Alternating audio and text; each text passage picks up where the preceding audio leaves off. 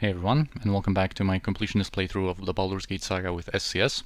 And before we move on, I just wanted to touch on something from the previous episode. Now that we've learned the backstory of Feyre's and Solofine's relationship, I just wanted to point out that Feyre is basically a product of the system that the Drow have set up here. It seems she wasn't inherently evil, being able to create a caring and loving relationship with another Drow, especially in an environment that does not allow such things to flourish. But having been discovered, she was severely punished and changed. She was completely reformed and made the way she is now by the Drow society. So even when some Drow have this spark of good within them and manage to retain it through all of their upbringing, it's incredibly difficult for them to cultivate such positive and good values, and a lot of them change due to an event like that, where they literally get those feelings tortured out of them. And this really reminds me of Orwell's 1984 and what happens to Winston and Julia. But anyway, the story of Feyre and Solfine has a lot of subtleties and layers. It's a really sad one, but we must press on. I just wanted to give it some appreciation it deserves, in my opinion. Also, another thing I wanted to talk about a little bit is Jaheira's druid level. As you can see, level 15 is going to come very, very late for us. It's going to require double the amount of experience she has right now in druid. And that's because level 15 for druids is a very significant one. They get some major boosts, and they get a lot of level 7 spell slots there, but since Jaheira is multi-classed, this is going to come at the very end of Throne of Baal, probably. So we're going to be stuck for pretty much the rest of the game with only like one level 7 spell slot on her. And also I wanted to just touch on the elemental forms, the high-level abilities that I kind of just dismissed too easily and skimmed past a little bit. And those are good forms, but they are just not that worth it for a fighter druid like Jaheira, who, with all of her gear and spell buffs and whatnot, she is going to be way more effective, you know, like dual-wielding with improved haste and whatnot. She's going to be way more effective in her natural form than in any of these elemental forms. But I'm going to elaborate a little bit more on them once we can assign some more high-level abilities on Jaheira again. And the last thing I wanted to do was set up our sequencers on Senashira and on Imoen. And I think we're going to go with triple remove magic on both of them, just because we have some magical fights ahead of us, and we're definitely going to want to be successful with our dispels there.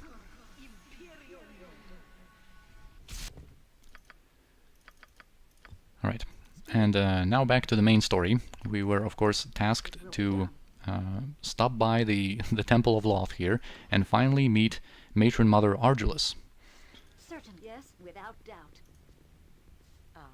It is you again. So, here we are. We finally get introduced to her, and she's not going to be too impressed with us. I see nothing special about her. What fascinates you so? Matron, she is an excellent fighter, and she is the one that rid House Despana of its other problem. This is that one? Illithids, eye tyrants, gnomes, and the mighty Solofine. Are you sure? To me she looks scrawny, and there is something odd. I am positive, Matron, that she could prove of great use to you. Anyway, we're going to be able to prove ourselves now to the Matron, and she's going to give us a task. The eye tyrant you killed coming from their so-called city. It was not the right type. I told the girl here which type I required, and that was not the one. But Matron... Silence, girl. Would you like to deal with the Drider again so soon, girl? Would you like some Drider there, Now, Veldrin, you have proven yourself as competent. This is good. House Despana needs competence, a rare commodity when one is surrounded by fools. House Despana is about to embark on the path to greatness, Veldrin. You can tie yourself tightly to us. Mother Loth approves of the successful. But I require something rather rare to begin this path. You might acquire it for me. Anyway, so now is our opportunity to gain even stronger favor of this house. I need the blood of one of the neighbor races, Veldrin, the noble races only, and blood from one of their most powerful members. A dangerous task. Your first option is to acquire the blood of an elder orb, most powerful of the eye tyrants. Its blood or its eye. I bade the fool girl do this, but she failed. The Spelljammer tyrant was supposed to be an elder, Matron. I swear this is what the spies had reported. They must have exaggerated. Silence! Should have checked on it yourself, girl. Do you rely solely on this female to be your strength and your wits? And yeah, of course you can see where this is going. Now we're going to have the quest to procure the blood of a very powerful member of one of the neighboring races. And of course we have already cleared all of the side areas in the Underdark. We already have all three of these different samples, I guess. And yeah, so there's the Elder Orb, and then the Elder Brain of the Illithids, or the Prince of the Kuatoa. Either would be as difficult as the Elder Orb. And of course, as we have seen, this is not true at all, the Elder Orb being like by far the biggest pain. But yeah, we could already give her one of these samples, I guess vials of blood and whatnot that we've obtained. But I'm just going to accept the quest here, and we're going to do that later. Here we can just explore a little bit more of the interior of the temple, and we're going to be back here on some more occasions. This passage leads to a guarded treasury, and we're going to explore all of this later. I just wanted to show you here this locked door that if we try to open it, it says that the power of Loth herself keeps this door closed, which is pretty cool. But anyway, now that we are after this conversation with Matron Mother Ardulace, some side quests are going to open up, 2 of them to be exact, and also we're going to be able to do a pretty cool good deed here. And basically one of these side quests is going to be started by a merchant called Visage here, and I'm going to just teleport past him. And just to be clear, this is not skipping anything. In terms of game mechanics, this is going to have no relevance. I just want to skip him because he starts a quest chain of events that I want to do probably in the next episode, or maybe started at the ending of this episode. But I want to go like through his quest chain and that he starts just one after another, just for consistency's sake and how I want those episodes to be structured. And the other side quest, there's also going to be another person who shows up. You can see Visage down there. We're just going to ignore him for now. And here's Tasso Kala, a priestess that was not present here before, addressing us as a worthless female. We have just crushed a sect of blasphemous Ghaunadaur worshippers, but they have fled and now hold themselves against our vengeance. You will proceed to the southeastern corner of the city and eradicate them. We will allow no such heathen gods in the sight of Loth's children. And this is a pretty cool response. I'm rather busy at the moment. But she is not going to take no for an answer. So that's the other side quest. And there was a little bit of lag because I guess these worshippers now spawned on this platform down there. But also, now that we have gained even stronger favor and even more of a backing, I guess, and support of House Despana, now we can finally go to this slave platform, and we're going to be able to do something cool here. I just want to quickly talk with some of these slaves just to show you how horrifying this situation is here. They even have some children. And yeah, she has some really sad lines. She has a different one as well. Oh, come on, dude. Alright, she doesn't want to give us the really sad one, where she can't find her mommy. But yeah, this guy is pretty bold. Yeah, so some of them have more than one line that they can give us. Yeah, I think there's one worshipper of Ilmater, and I think a halfling, yeah. Anyway, so very horrifying situation, but let's talk now to this slave trader. And now, I've only come here now because we have just opened a certain possibility here after conversing with Matron Mother Ardulace. And this is going to become apparent in a second. So we can ask about these slaves, humans mostly, surfacers from a recent raid by the young. All of the passable ones have already been purchased or selected by the handmaidens. I have little idea what is to be done with these ones. Humans make poor servants, and they are as blind as a Roth, or Rothe, however you're supposed to pronounce that. These ones are not even of use in the fighting pits.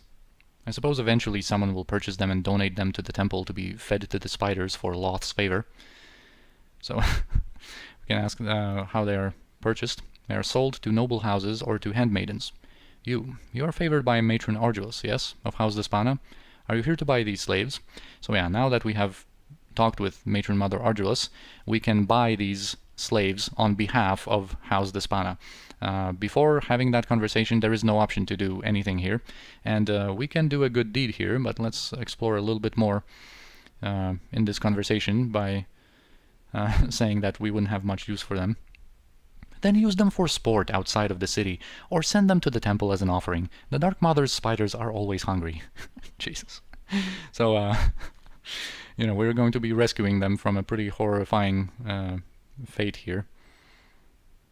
And this is a pretty silly question, but this is going to lead to a pretty good save, I guess, that we can do in a conversation. Like, why would you want to do that?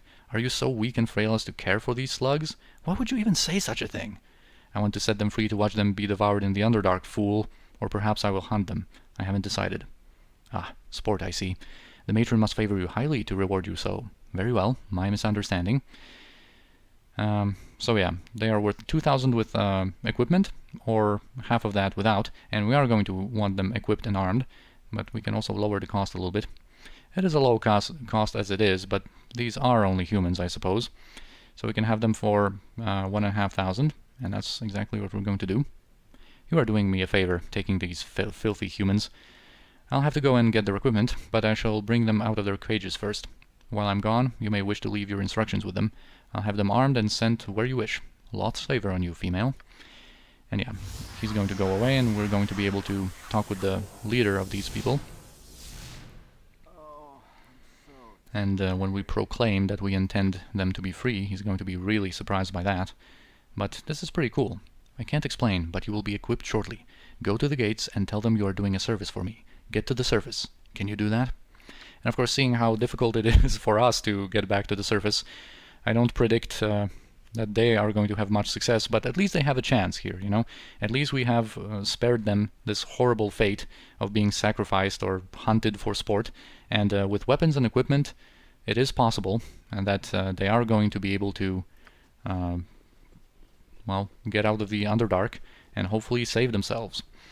So we get a point of reputation and some experience for that, but most, you know, primarily the satisfaction for a really cool, like, good deed that we were able to do here. So anyway, let's select everyone and teleport ourselves to this platform. And here I think we're going to have a pretty cool opportunity to use some tactics that we have not used for a long, long time. But first we need some pre-buffs. We're going to give protection from fire on Seneshira, some spirit armor. What else we can do here? We don't need protection from magical energy just yet. We can give ourselves some long-lasting buffs from Anomen.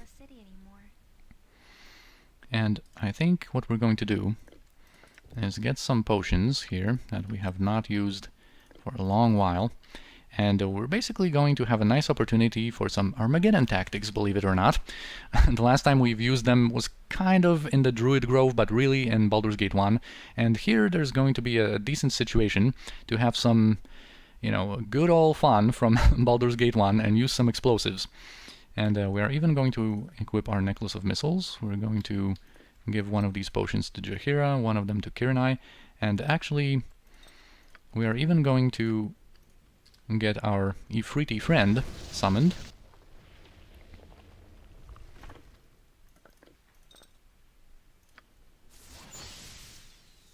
What else? We can give you some stone skins, some some mirror images.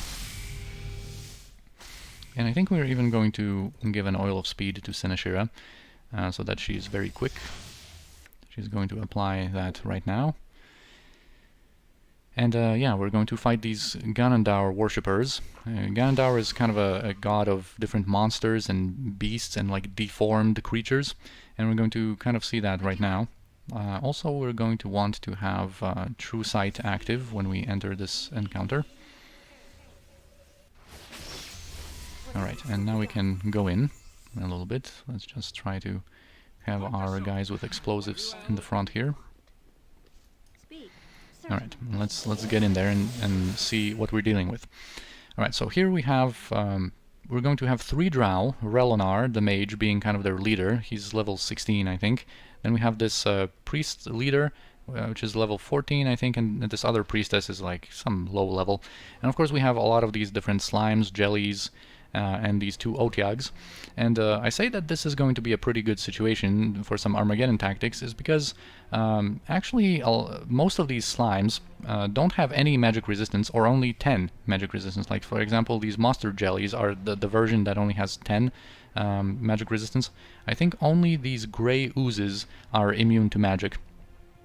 And of course the drow have very high magic resistance, but other than that we're going to be able to do some cleanup here when it comes to these oozes by using some of our explosives, and hopefully by killing this wild dog we're not going to make all of the other people here hostile.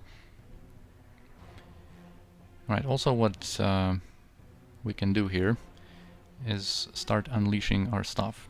So let's have a fireball going from the Ifriti, our potion of explosions, our necklace of missiles, here the oil of fiery burning, and I think Edwin is not going to unleash a fireball. He's going to wait a little bit with some remove magic, I think. And Imoen is just going to release a fireball somewhere over there. And also, what I wanted to showcase are the voice lines of these guys here, because they are very, very unique, and they are not really used almost anywhere else in the game. You are nothing before my god. Pray and come with us and be found worthy. We will be saved in the end. I am one with the mighty! So pretty hysterical there, dude. Unfortunately, Relenar is not visible yet. He starts with improved invisibility, only has spell deflection for now. But I think he might have something up his sleeve, like a spell trigger. Alright, and here, as you can see, we are able to do some damage pretty reliably to all of these different monsters. And actually, let's just have Jaheira quickly check if this wizard is going to be... No, he's not hostile. They don't care about that wild dog. Sometimes there are these different slaves and whatnot here in Ustnatha, and when you attack them, all of them are going to become hostile, but I guess that one no one cared about. Alright, so if you can, just unleash another fireball there, dude. I think you can unleash another one, Animan. And we're going to want to attack these priestesses. Also, most of these jellies are immune to missile damage, so we're not going to be able to do much with our ranged attackers. But we can, of course, attack the priestesses with our ranged damage. And I think the green jellies, who are already dead, I think they don't have missile resistance. But all of these others do have, and aTweaks, of course. So yeah, we can use Imoen, Kirinai to try to interrupt this priestess. She was interrupted. Alright, and now Relenar revealed himself, and he has the best, like, voice lines of all of them. You know, this mighty drow mage. And check this out. Heya! Heya! So he has the heya! Alright, so just wanted to showcase that. Alright, Jaheira, get in there. I think we have unleashed most of our explosives by now. And now we have to deal with Relenar primarily, so let's try and get a remove magic going there from Edwin. I don't want to unleash our spell sequencers just yet. We have some more mage fights ahead of us. And hopefully Sinashira is not going to be slowed by this aTweak here. Actually try to defeat him with our melee damage. And we can attack the other priestess from range.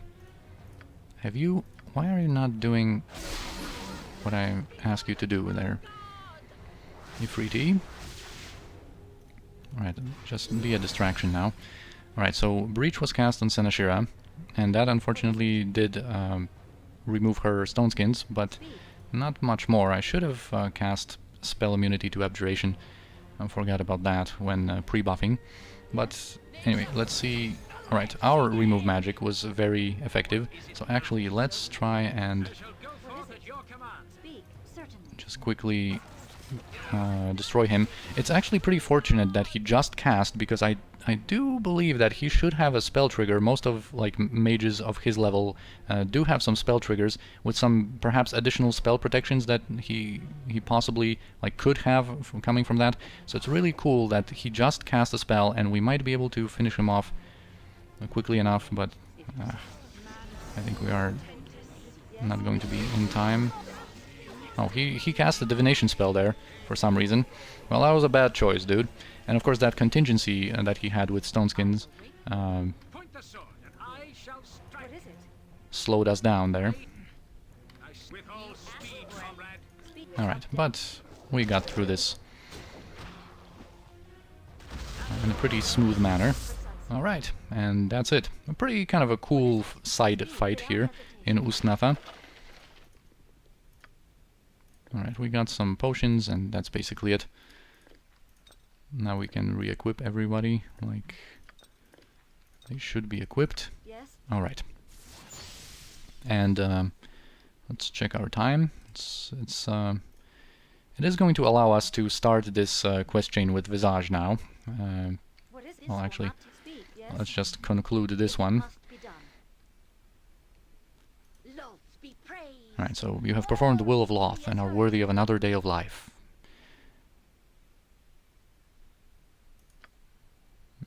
So that's our reward, the opportunity to perform a service for Loth here and just continue living, and now she's gone. Alright, so now we can start this quest chain, and we might do some conversations and basically the beginning of it here, and I guess in the next episode we will continue with the fights coming from this quest chain. Anyway, apparently he has heard of us. Yeah, he's a merchant, but since we are new, apparently, you know, of course we haven't heard of him. I notice you are well equipped with magic, among other things, so I have assumed you may be interested in purchasing an item I currently have in my possession. So he has a special magical rope, and if we ask what it does exactly, there's going to be a pretty cool story associated with it. First, to add credibility to its value, you must know that the rope belonged to the infamous Jarlaxle, until I stole it, that is. You do know of whom I speak, yes? And Jarlaxle is a very famous character from the Forgotten Realms lore. He's in a lot of books, and he's basically an exception, kind of drow male, who believed that the best way for a male to prosper in the drow kind of environment was to operate kind of outside of the system itself. And basically he was able to become independent and not really connected to any house. Although he was a member of House Bainre from Menzoberranzan, and he managed to set up his own mercenary group called the Bregan Dearth, and he's a very like flamboyant and extravagant drow. He's a pretty cool character, very notable character from the Forgotten Realms. And that is rather odd. I thought all drow knew of the mercenary Jarlaxle. Anyway. The gilded rope once belonged to him, and from what I hear, he sorely missed it during his stay in Ustnatha. Sad, really, but it's not my fault. As the story went, Jarlaxle came on a mission for House Jailat, helping in a war against House Gillish. It was done in an orgy of blood to please even Loth. In the sacrifices that followed, though, the Matron of Jailat refused to pay Jarlaxle, saying that the service rendered to the Spider Queen should be payment enough. According to the tales, Jarlaxle simply bowed and left even as the gathered house mocked him and spread the story of his foolishness. Jarlaxle enacted a plan of revenge. He planned on acquiring the wardstone that would allow him entrance into House Jailat, so he could return their favor. But the wardstone was held by the ancient founder of Ustnatha, Dyrex, a powerful lich residing in the Mage Tower. The rope was to protect Jarlaxle from Dyrex's magic. I swapped the real rope with a fake, however. Jarlaxle's men were imprisoned by the Lich, and the rogue was laughed out of the city for the failure. This is the real rope, however. With it you would be immune to Dyrex's power and could loot the Mage Tower as you pleased. Consider the possibilities. So yeah, he's going to assure us that this is the real deal. This is the real rope. And yeah, Jarlaxle might come looking for the rope. Anyway, here, when we ask him for the price, he's going to give it away easily. Just 1,000 gold, and we can actually haggle it down very easily to half of it. And we actually also can intimidate him using this conversation option and the follow-up, where he's going to be pretty like surprised by that, to give it away for free. I'm not going to do that though, but we are going to go down to 500 if we can. Alright, so now we have the rope. That is a relief. You should be able to enter the Mage Tower and be safe, though I wouldn't attack Dyrex if you can avoid it. Alright. So, now that we have that rope, there it is. And now we will be able to actually bypass the magical wards into the mage tower and actually get inside and be protected from Darex's imprisonment spell. That is true. But there is going to be something else that's going to happen. So let's go in. This place will be your tomb. Yeah, so this twisted cord in our possession, well, it shall do you no good, fool. And in this cutscene, he's going to cast his spell.